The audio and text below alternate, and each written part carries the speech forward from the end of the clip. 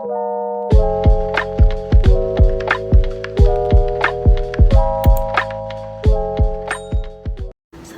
warahmatullahi wabarakatuh. Hai semuanya, kembali lagi bersama saya Shally Safira. Pada video kali ini, saya akan menjelaskan sedikit tentang konsep teori mengenai ISOS atau isolasi sosial. Sebelum menyaksikan video ini, jangan lupa like, komen, dan subscribe video Shally. Bye-bye, selamat menyaksikan. Gangguan jiwa adalah kumpulan gejala berupa pola perilaku ataupun pola psikologis yang secara klinis bermakna dan secara khas berkaitan dengan suatu gejala penderitaan atau distres dan menimbulkan disabilitas pada satu atau lebih fungsi penting pada tubuh manusia. Gangguan ini dapat berupa kombinasi perasaan, perilaku, komponen kognitif atau persepsi yang berhubungan dengan fungsi tertentu pada daerah otak atau sistem saraf yang menjalankan fungsi sosial manusia. Nah, salah satu bentuk dari gangguan jiwa sendiri adalah isolasi sosial. ISOS atau isolasi sosial adalah keadaan di mana individu mengalami penurunan atau bahkan sama sekali tidak mampu berinteraksi dengan orang lain di sekitarnya.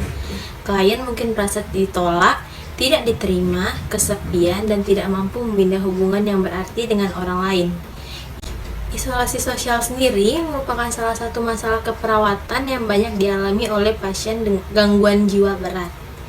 Isolasi sosial merupakan gejala negatif pada skizofrenia yang dimanfaatkan oleh pasien untuk menghindari orang lain agar pengalaman yang tidak menyenangkan dalam berhubungan dengan orang lain tidak terulang kembali. Nah, sebelumnya, skizofrenia sendiri adalah gangguan mental yang menyebabkan penderitanya mengalami halusinasi, delusi, bahkan perubahan perilaku. Pada isolasi sosial, terdapat rentang respon sosial. Yang pertama itu respon adaptif dan respon maladaptif. Untuk yang pertama, respon adaptif adalah respon yang masih dapat diterima oleh norma-norma sosial dan kebudayaan secara umum yang berlaku. Adapun yang termasuk dalam respon adaptif yaitu yang pertama adalah menyendiri. Menyendiri merupakan perenungan sesuatu yang telah dilakukan di lingkungan sosial dan cara untuk mengintrospeksi diri untuk menentukan langkah berikutnya. Kemudian yang kedua adalah otonomi, di mana kemampuan seseorang untuk mencurahkan pikiran, perasaan dalam hubungan sosial. Nah, selanjutnya yang ketiga adalah bekerja sama. Bekerja sama merupakan kemampuan individu yang saling membutuhkan satu sama lain dengan manusia lainnya. Nah, yang keempat adalah interdependent, di mana saling ketergantungan merupakan suatu hubungan interpersonal yang saling ketergantungan antara seseorang dengan orang lainnya. Kemudian yang kedua adalah respon maladaptif. Respon maladaptif sendiri adalah respon yang menyimpang dari norma-norma sosial dan kehidupan di suatu tempat. Yang pertama itu ada menarik diri. Menarik diri merupakan suatu keadaan di mana seseorang menemukan kesulitan dalam membina hubungan secara terbuka dengan orang lain. Kemudian yang kedua adalah ketergantungan. Ketergantungan ini biasanya terjadi bila individu gagal mengembangkan rasa percaya diri pada dirinya sendiri. Kemudian yang ketiga adalah manipulasi, merupakan suatu sikap yang hanya berorientasi pada diri sendiri atau pada tujuan, bukan berorientasi pada orang lain. Bahkan orang lain diperlakukan seperti objek. Dan yang terakhir adalah curiga. Curiga adalah seseorang yang gagal mengembangkan rasa percaya terhadap orang lain. Nah, penyebab dari menarik diri sendiri adalah harga diri rendah, yaitu perasaan negatif terhadap diri sendiri, hilangnya kepercayaan diri, merasa gagal mencapai keinginan yang ditandai dengan adanya perasaan malu terhadap diri sendiri, rasa bersalah terhadap diri sendiri, gangguan hubungan sosial, merendahkan martabat, percaya diri yang menurun atau berkurang, dan juga dapat mencederai diri sendiri. Nah, adapun pada isolasi sosial terdapat penilaian stresor. Penilaian stresor sendiri merupakan faktor yang harus selalu diperkuat dan di dalam pemberian asuhan keperawatan sehingga kemampuan tersebut membudidayakan dalam diri klien. Penilaian terhadap stresor yang dialami oleh klien isolasi sosial yang pertama itu adalah kognitif. Faktor kognitif ini bertugas mencatat kejadian stressful dan reaksi yang menimbulkan secara emosional, fisiologis, serta reaksi sosial seseorang yang ditampilkan akibat kejadian selain memilih pola coping yang digunakan. Pada klien ISO sendiri, kemampuan kognitif klien sangat terbatas. Klien lebih berfokus pada masalah, bukan bagaimana mencari alternatif penyelesaian masalah yang dihadapi. Kemudian yang kedua adalah afektif.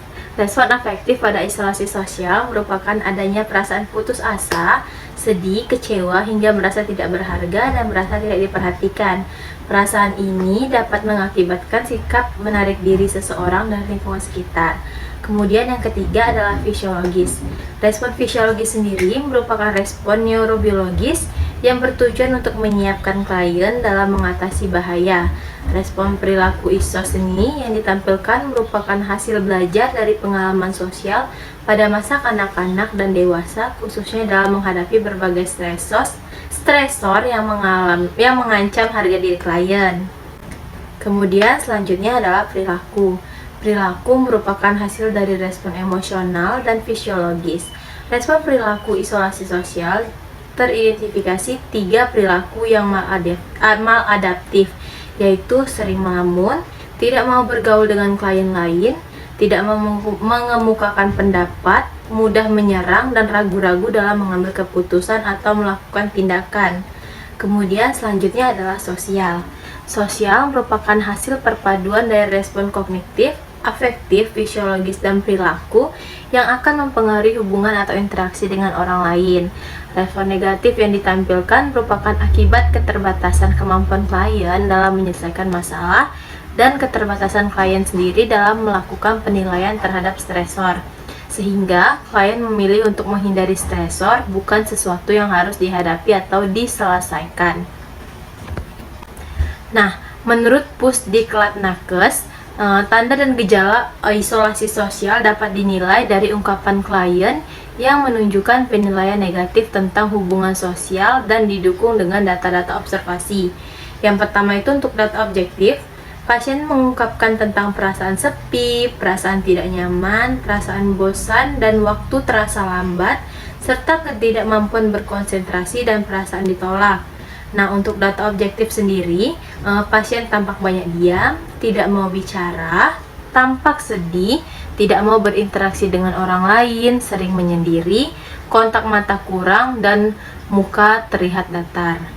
Nah, pada pasien atau klien yang mengalami isolasi sosial atau ISO sendiri, dapat dilakukan beberapa macam penata laksanaan. Yang pertama itu untuk terapi medis, berupa terapi farmakologi dengan pemberian klorpromazin atau CPZ dengan indikasi untuk sindrom psikosis, yaitu berdaya berat dalam kemampuan menilai realitas, kesadaran diri terganggu, daya nilai norma sosial dan tilik diri terganggu, berdaya berat dalam fungsi-fungsi mental seperti waham, halusinasi, gangguan perasaan dan perilaku yang aneh atau tidak terkendali. Kemudian yang kedua adalah haloperidol atau HLD.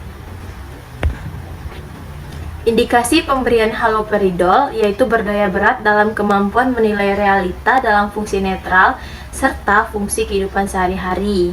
Kemudian selanjutnya adalah pemberian trihesipenidil atau THP dengan indikasi segala jenis penyakit Parkinson termasuk pasca ensefalitis dan idiopatik, sindrom Parkinson akibat obat lain misalnya reserpin. Kemudian untuk penata laksanaan kedua adalah elektrokonvulsif terapi atau ECT atau yang lebih dikenal dengan elektroshock, adalah suatu terapi psikiatri yang menggunakan energi shock listrik dalam usaha pengobatannya. Nah, biasanya ECT sendiri ditunjukkan untuk terapi pasien gangguan jiwa yang tidak berespon ketika diberi obat psikiatri pada dosis terapinya. Terapi ECT sendiri pertama kali diperkenalkan oleh neurologis Italia Ugo Serliti dan Lucio Bini pada tahun 1930. Kemudian selanjutnya ada terapi keterampilan sosial atau social skill training. Kemudian ada terapi aktivitas kelompok, terapi okupasi. Terapi okupasi sendiri merupakan suatu ilmu atau seni untuk mengarahkan partisipasi seseorang dalam melaksanakan aktivitas atau tugas yang sengaja dipilih dengan maksud untuk memperbaiki, memperkuat, dan meningkatkan harga diri seseorang.